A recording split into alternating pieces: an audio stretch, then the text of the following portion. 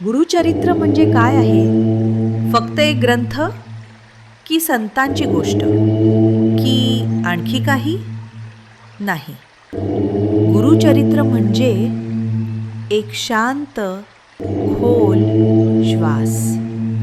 आयुष्याने पुरतं थकलेल्या माणसासाठी, जेव्हा मन भरून येतं पण रडताही येत नाही, जेव्हा सगळं असूनही आतून काहीतरी रिकामं वाटतं, जेव्हा आयुष्य थकवतं, माणसं बदलतात आणि स्वतःवरच विश्वास डळमळतो, तेव्हा गुरुचरित्र अंधारात अडकल्यावर हात धरून हळूच दिशा दाखवणारा प्रकाश बनतं.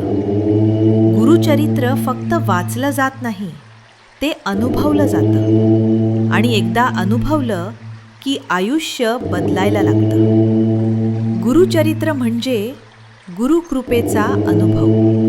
म्हणून फार विचार करू नका, या चॅनलवरूनच वाचन सुरू करा. श्री गुरुदेव दत्त. श्री स्वामी समर्थ.